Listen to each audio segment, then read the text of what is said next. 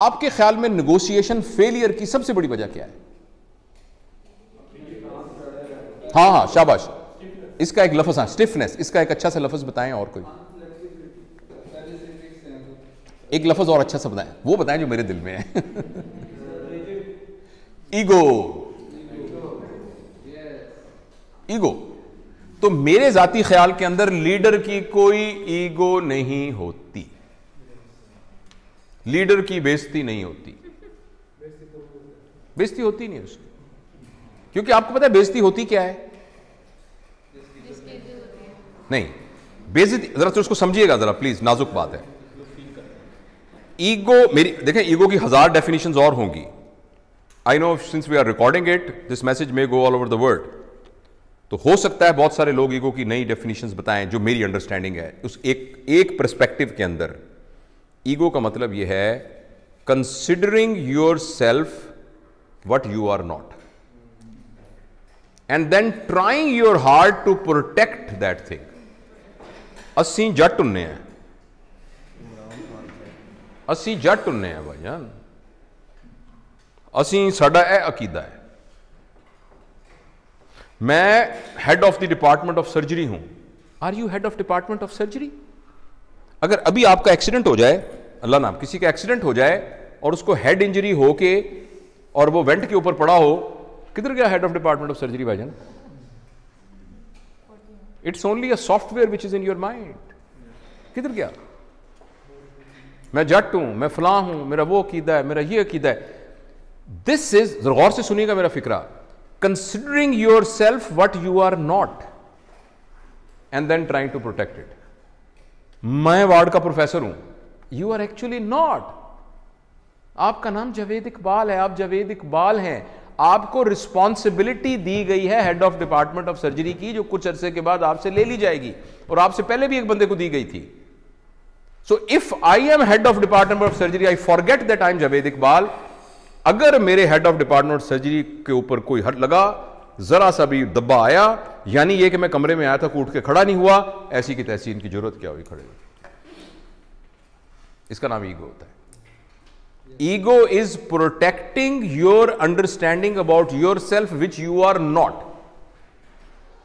इसका नाम बेइज्जती होता है। थोड़ी देर के लिए आपको पता लग जाए कि मैं हूं क्या, थोड़ी देर के लिए आपको पता लग जाए कि मैं हूं क्या, आपकी सारी ईगो खत्म हो जाएगी। और सच भी यह कि हम कुछ भी नहीं है।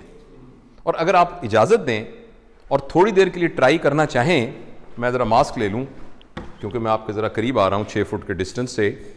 अगर फर्ज करें मैं ऐसे मिसाल के तौर पे कह रहा हूं, आपको सिर्फ यह कहूं कि मुंह आपका बंद कर दूं और नाक भी बंद कर दूं, सिर्फ आपको पता है हवा के अंदर ये जो मॉलिक्यूल फिर रहा है ऑक्सीजन का, जो कि हवा से निकल के आपके नाक के थ्रू आपके लंग्स में गया और लंग्स से फिर आपकी मेम्ब्रेन से क्रॉस होता हुआ ब्लड में गया और ब्लड से आपके ब्रेन में गया और आप अलर्ट हुए। इसको कितनी देर के लिए रोक लें, the human being will become a carrot, जिसको वेजिटेटिव फॉर्म कहते हैं। आपने सुना वेजिटेटिव फॉर्म? वो वेजिटेबल क्या होती है? कैरेट होती है ना, मूली और गाजर होती है। तो एक इंसान को मूली और गाजर बनने में आपको हैरानी होगी 4 मिनट का फासला है। उस 4 मिनट की रस्सी के ऊपर आप कह रहे हैं मैं बड़ी शाह भाई, मैं बड़ा बदमाश है इलाके का, मेरी भी कोई इज्जत है, मेरी भी कोई ताकत है। क्या इज्जत है आपकी? हैसियत क्या है? वही बात समझ रहे हैं आप? हाँ, मैं आपको असहाबा के वाकया में से एक वाकया सुनाता हूं।